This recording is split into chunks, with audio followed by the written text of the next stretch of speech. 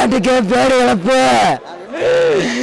கருப்பு எம்ஜிஆர் சிங்க நடம் போட்டு வந்தவரு ஏழைக்கு ஏழைகள்லாம் அள்ளி அள்ளி கொடுத்த கருமை வேலைங்கிற சிங்கத்தை போல விட்டாங்களே. தலைவருக்காக நான் உயிரை கொடுத்தேன். எலுமிச்சு மரம் போட்டேன், வேலை போட்டேன், தேர் வச்சேன், எல்லாம் பண்ணேன். கிருஷ்ணகிரி மாவட்டத்தில் பண்ணேன், சென்னையில் ஒரு முறை பண்ணேன். தலைவரை நேரில் வச்சு பண்ணணுன்னு நான் ஆசைப்பட்டேனே. என் பேராசை போச்சு. எந்த கடவுளோ விடல, கண்ணு திறக்கல. இன்னைக்கு கேப்டன் வந்து பேசுனா நாங்கள் என்னம்மா பேச முடியும்? என் தலைவன் மாதிரி ஒரு முதலமைச்சரை கூட வர முடியாதும்மா. என் தலைவன் மாதிரி யாராலையுமே வர முடியாது. இன்னைக்கு நீங்கள் எல்லாம் வந்து பேட்டி எடுக்கிறீங்க. இன்னைக்கு செத்து போயிட்டாரு பேட்டி எடுக்கிறீங்க. ஏதாச்சும் ஒன்று நல்லதாக காட்டியிருக்கீங்களா? கேப்டன் எவ்வளோ விஷயத்தில் நல்லதாக பண்ணியிருக்காரு.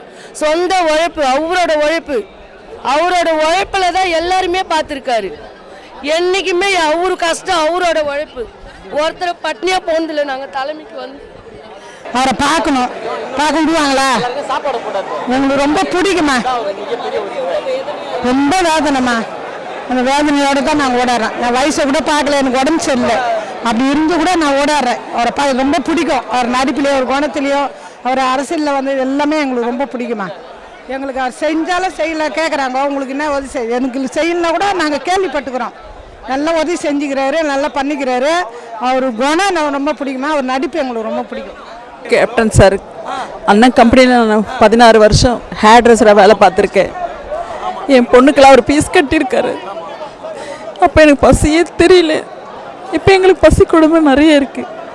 ஆனால் என் குடும்பத்தையே எடுத்துக்கினா கூட அவரை உயிரோடு விட்டுருக்கு.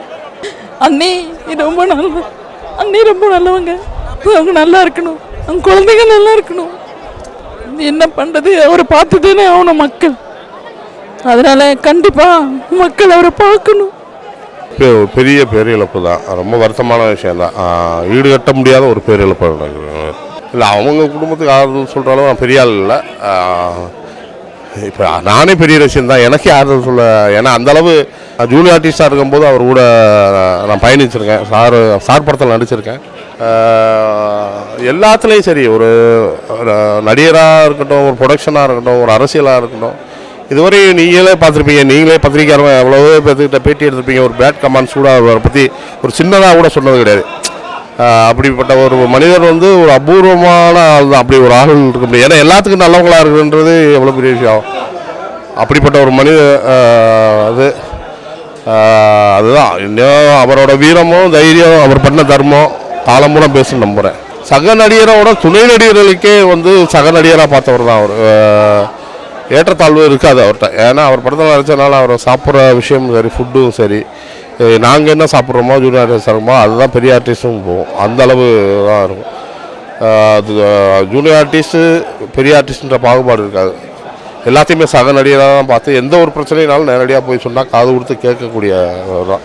இது நான் நேரில் பார்த்தவன் நான். அதனால எனக்கு மட்டும் இல்லை, திரையுலகத்துக்கு மட்டும் இல்லை, தமிழக மக்கள் எல்லாத்துக்குமே இது ஒரு பெரிய இழப்பு தான். அது சொல்ல முடியாத துயரம் தான். அது அவர் இருந்த நேரத்திலேயே அவர் சின்ன பையனோட படம் இப்போது ஷூட்டிங் போயிட்டுருக்காங்க. அந்த படம் ரிலீஸ் ஆகி அந்த வெற்றியை அவர் பார்த்துருக்கலாமோங்கிறது சின்ன வருத்தம். எனக்கு முதல் படமே ஊமை வீடுகள், ஆபாவண்ணன் சாரோட ஊமை வீடுகள் தான் எனக்கு முதல் படம். அதில் விஜயகாந்த் சார் படத்தை தொடர்ந்து அவரோட சொந்த படம் உழவன் மகன், அதில் வந்து எல்லா படங்களும் நான் தான் பிஆர்ஓ இருந்தேன். நான் இன்னைக்கு இந்த இடத்துக்கு வந்திருக்கேன்னா அது விஜயகாந்த் சார் தான் காரணம். சினிமா துறையை பொறுத்த வரைக்கும் விஜயகாந்த் சார்களோட தனித்துவம்னா நீங்கள் என்னதுன்னு நினைக்கிறீங்க? சிம்பிளிசிட்டி, எல்லாருக்கும் ஹெல்பிங் நேச்சர், அதுதான் மோஸ்ட் இம்பார்ட்டன்ட். யார் வந்தாலும் சாப்பிட்ணுன்னு எதிர்பார்க்குவார், எல்லாருக்கும் சாப்பாடு போடுவார். அவருடைய சினிமா அரசியல் பயணம் இதை பற்றி நீங்கள் ஏதாவது ஒரு வார்த்தை சொல்லுங்கள். சினிமாவில் கொடி கட்டி பறந்துட்டார். சினிமாவில் அவர் சாதிச்சு நிறையா இருக்குது. அரசியலில் பெரிய லெவலில் வரணும். அவர் வந்துக்கிட்டே இருந்தார். அன்ஃபார்ச்சுனேட்லி அவர் உடம்பு சரியாமல் போயிட்டார். ஆனால் தேமுதிகனா இன்னும் அதுக்கு ஒரு பெரிய வரவேற்பு எல்லா இடத்துலையும் நல்லா இருக்குது.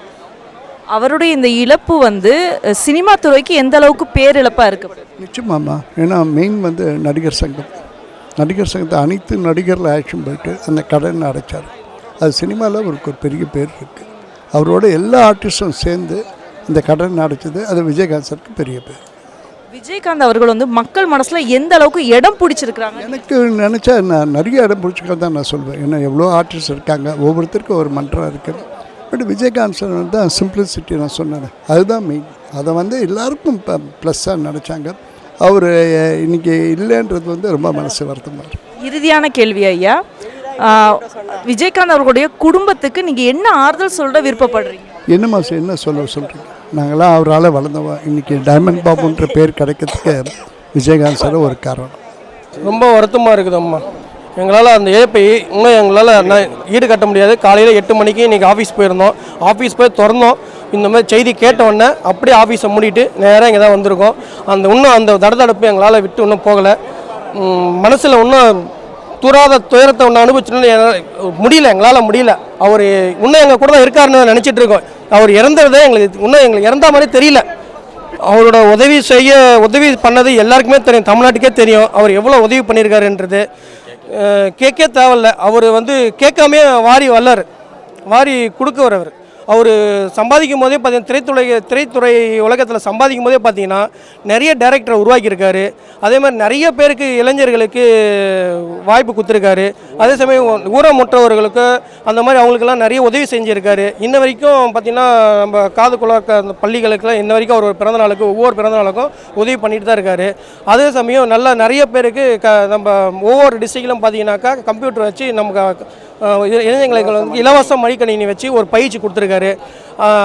நிறைய சமூக தொண்டுகள் நிறைய செஞ்சுருக்கா. அவர் சொல்லி கொடுத்த பின்பற்றி தான் நாங்கள் செஞ்சிட்ருக்கோம் இப்போ இந்த நிமிஷம் வரைக்கும். எங்களால் என்ன சொல்கிறதுன்னு தெரியல.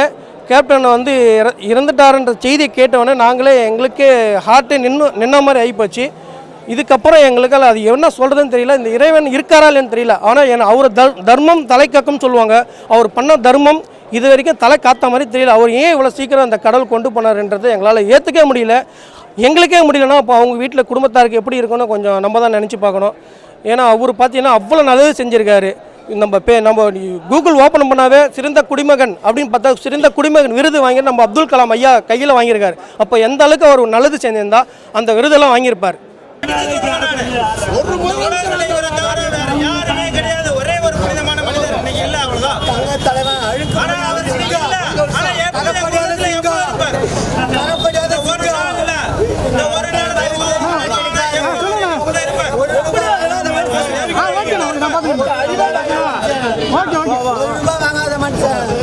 நாட்டு மக்களுக்கு எவ்வளவு நல்லது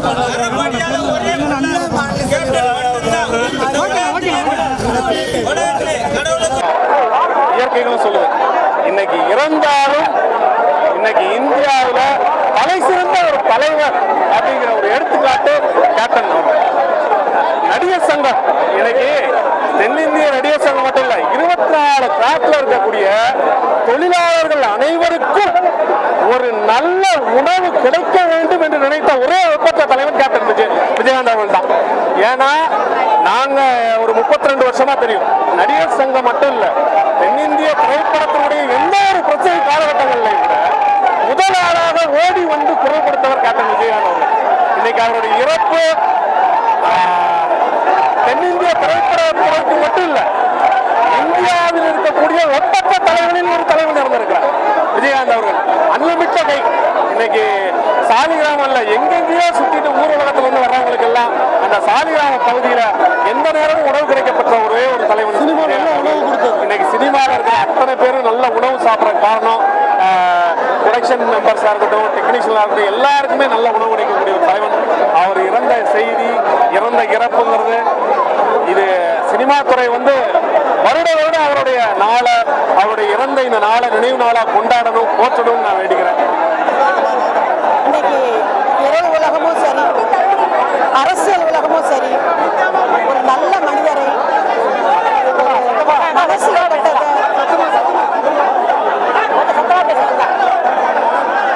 இன்னைக்கு திரை உலகமும் சரி, அரசியல் உலகமும் சரி, ஒரு நல்ல மனிதரை இழந்திருக்கோம். யதார்த்தமானவர். அவர் கூட சினிமாவில் நடிக்கிற வாய்ப்புகள் எனக்கு கிடைச்சது.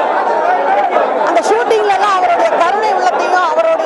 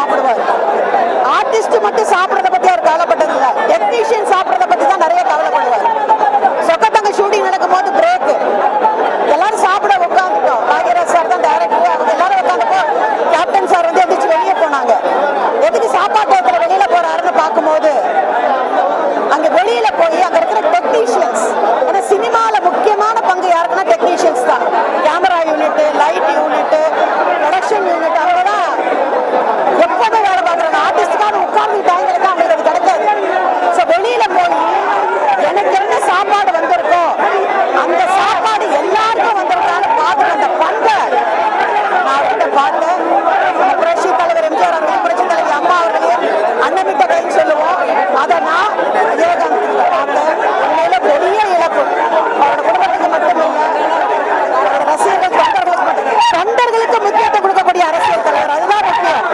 தொண்டர்களை மதிக்கக்கூடிய முக்கியத்துவம் கொடுக்கக்கூடிய அரசியல் தலைவர். ஈடு செய்ய முடியாத இழப்பு இந்த இழப்பு. அவருடைய ஆன்மா சாந்தி அடையணும். அவரோட குடும்பத்துக்கு இந்த ஆண்டவன் எல்லா வசதியும் கொடுக்கணும்னு அம்மா மக்கள் முன்னேற்ற கழக சார்பாகவும் மரியாதைக்குரிய சின்னம்மாவுடைய சார்பாகவும் நீங்கள் இரங்கலை தெரிவித்துக் அவர்களுக்கும் அவருடைய சகோதரர் சுரேஷ் அவர்களுக்கும் அவருடைய தமிழ்நாட்டிலே கண்ட அனைத்து தேசிய திராவிட முன்னேற்ற கழகத்தினுடைய அனைத்து தொண்டர்களுக்கும் இந்த நேரத்திலே கள்ளக்குறிச்சி மாவட்ட சார்பாகவும் அனைத்து இந்திய அண்ணா திராவிட முன்னேற்ற கழக சார்பாகவும் எங்களுடைய கழக பொதுச் செயலாளர் அருமையான எடப்பாடி சார்பாகவும் ஆழ்ந்த இரங்கலையும் வருத்தத்தையும் தெரிவித்துக் கொள்கிறேன். ஒரு ஆத்மா இறைவனை சேர எல்லா இறைவனை நான் பிரார்த்திக்கிறேன்.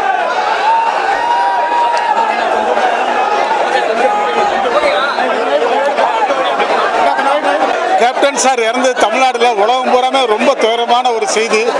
இதை நான் கேட்டு ரொம்ப அதிர்ச்சி அடைஞ்சேன்.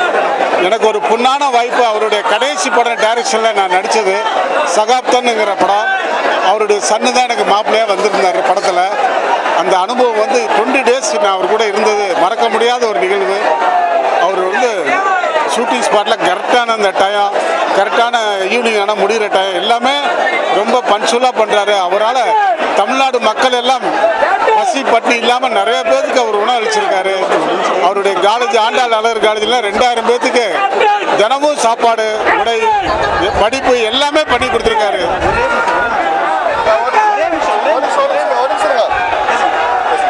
அவருடைய இந்த இழப்பு என்னால் இல்லை, என் ரசிகர்மாராக இருந்தாலும் சரி, தாய்மாராக இருந்தாலும் சரி, தமிழ்நாடு மக்களுக்கு இன்னைக்கு ஒரு துயரமான ஒரு நிகழ்ச்சி. அவருடைய குடும்பத்தாருக்கும் அவருடைய சன்னு 2 பேர்த்துக்கும் என்னுடைய ஆழ்ந்த அனுபவத்தை நான் தெரிவிக்கிறேன். எல்லாமல்ல இறைவன் அவரை நல்லபடியாக அவர் ஆத்மா சாந்தி அடைய எல்லாமல்ல அவர் கேப்டன் விஜயகாந்த் சார் இன்னைக்கு அவரோட இழப்பு அப்படிங்கிறது தமிழ் சினிமாவுக்கு மட்டும் இல்லை, ஒட்டுமொத்த தமிழகத்துக்குமே ஒரு பெரிய இழப்பு. ஏன்னா நமக்கு தெரியும், நம்ம வீட்டில் எல்லார் வீட்டிலையும் ஒரு அங்கமாக இருந்தவர் விஜயகாந்த் சார். அவரோட துணிச்சல், அவரோட தமிழ் மீதான பற்று, அவரோட உற்சாகம், அடுத்த தலைமுறையை அவர் நடத்தின விதம் எல்லாத்துலேயுமே கேப்டன் விஜயகாந்தை பற்றி நமக்கு தெரியும். இன்னைக்கு அவர் இழந்து வாழக்கூடிய அவரோட கழக உடன்பிறப்புகளுக்கும், சினிமா உலகினருக்கும், நண்பர்களுக்கும், குடும்பத்திற்கும் எங்கள் ஆழ்ந்த எண்ணங்களை தெரிவித்துக் கொள்கிறேன். சினிமாவில் எல்லாருக்குமே சமமான சாப்பாடு கிடைப்பதற்கான வழிகளை நான் நிறைய கேள்விப்பட்டிருக்கேன். விஜயகாந்த் சாரை பற்றி, கேப்டனை பற்றி யார் பேசினாலும் அவர் மற்றவங்கள்ட்ட எப்படி நடந்துக்குவார் அப்படிங்கிற பற்றி தான் பேசுவாங்க. குறிப்பாக சென்னையில் வர எல்லாரும் சந்திக்கிற பிரச்சனை 3 வேளை சாப்பாடு தான். அது நான் அனுபவிச்சது இல்லை. ஆனால் எல்லாரும் சொல்கிறது எல்லாமே, விஜயகாந்த் சாரை மீட் பண்ண அத்தனை பேர் சொல்கிறது என்ன அப்படின்னா, அங்கே போனால் சாப்பாடு கன்ஃபார்ம், யார் வேணாலும் எப்போ வேணாலும் சாப்பாடுன்னு சொல்லுவாங்க. அது மட்டும் இல்லாமல் ஷூட்டிங் ஸ்பாட்லேயும் சரி, எல்லா இடத்துலையும் சரி, யாரும் பசியோடு இருக்கக்கூடாதுன்னு சொல்லிக்கிட்டே இருப்பான்னு சொல்லுவாங்க. அப்பேற்பட்ட ஒரு மனிதரை இல்லை, அவர் இன்னும் சினிமாவோட சம்மந்தப்பட்டே நிறைய நாள் இருந்திருந்தா. இப்போ நானும் வந்ததுக்கப்புறம் ரொம்ப மிஸ் பண்ணேன். அவர் கீழே வேலை பார்க்க முடியாமல் போயிடுச்சு, அப்படி வருத்தப்படுறேன். நிச்சயமாக அவரோட இழப்பு பெரிய இழப்பு.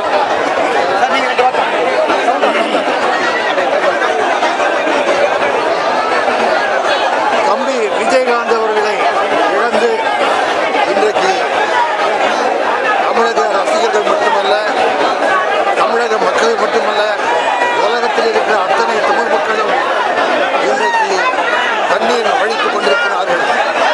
தம்பி விஜயகாந்த் எந்த ஒரு காரியத்தை எடுத்தாலும் மிக சிறப்பாக செயலாற்றக்கூடிய ஒருவர். நான் தம்பின்னு தான் கூப்பிடுவேன், என்னையும் அண்ணன் அன்பாக கூப்பிடுவார். நான் அவரோட நிறைய படங்கள் நடிச்சிருக்கேன். குறிப்பாக சொல்லணும்னா பாண்டி, சத்திரியன், தர்மபுரி, இப்படி எத்தனையோ படங்கள் நாங்கள் நடித்திருக்கோம். ஆனால் எப்படி தமிழ்நாட்டுக்கு ஒரு காமராஜர்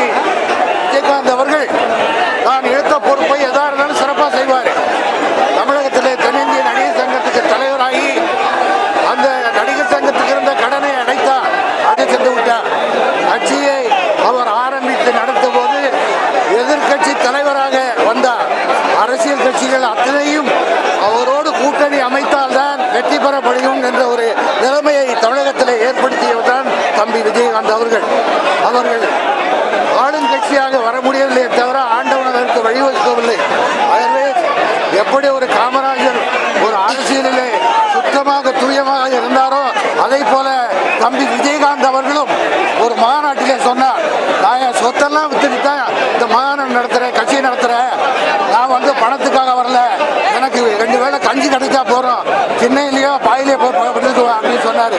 அப்படிப்பட்ட ஒரு நல்ல மனிதர் இன்றைக்கு நாம் இழந்து தவிக்கிறோம். அவருடைய ஆத்மா சாந்தி அடையணும். அவருடைய கட்சி தொண்டர்களுக்கும் ரசிகர்களுக்கும் தமிழ் மக்களுக்கும் அவர் குடும்பத்தை சார்ந்த சகோதரி பிரேமலதா விஜயகாந்த் அவர்களுக்கும் பிள்ளைகளுக்கும் சுதீஷ் அவர்களுக்கும் குடும்பத்தாருக்கும் என்னுடைய ஆழ்ந்த இரங்கலை தெரிவித்துக் கொள்கின்றேன். அது இல்லாமல் ஃபைட்டில் வந்து ரொம்ப சூப்பராக பண்ணுவார். எனக்கு ரொம்ப பிடிச்சதே விஜயகாந்த் அவர்கள் தம்பி விஜயகாந்த் ஃபைட் தான். வாழ்க்கையிலையும் ஃபைட் பண்ணார், படத்துலையும் ஃபைட் பண்ணார். அவர் அப்படியே அடிக்கடி சொல்லுவார், தம்பி அருண் விஜய் வந்து ரொம்ப சிறப்பாக ஃபைட் பண்ணுறாரு, ரொம்ப நல்லா வருவார்னு சொல்லார். அவர் இன்னைக்கு வந்திருக்கணும். அவர் ஃபைட்டில் காலில் அடிபட்டதுனால அவர் வர முடியல. அவர் சார்பாகவும் நான் இந்த இரங்கலை தெரிவித்துக் கொள்கிறேன். ஆனால் நம்ம கேப்டன் வந்து ரொம்ப ரொம்ப நல்லவராக இருந்தார். அதனால்தான் அவர் காசு படம்லாம் வேணும்னால தான் இன்னைக்கு வந்து இவ்வளோ கோடான கோடி மக்கள் அவருக்காக தொடர்ந்து நிற்கிறாங்க. அவர் வந்து சின்ன வயசுலேருந்து நல்லா தெரியும். ஒரு 4-5 படம் அவரோட நடிச்சிருக்கேன். அவர் வந்து ரியல் லைஃப்ல நிஜ ஹீரோ. அவருக்கு நடிக்க தெரியாது, அரசியல்லையோ இல்லை நிஜ வாழ்க்கையிலையோ. அவரோட ஆசை நிறைவேறாம அவர் போயிட்டாருன்னு நினைக்கும் போது ரொம்ப வருத்தமா இருக்கு. இவ்வளோ நல்லவருக்கு இவ்வளோ சீக்கிரம் இது நடந்திருக்கவே கூடாது. ஏழைகளோட சாமி சரிஞ்சிருச்சுன்னு நான் நினைக்கிறேன்.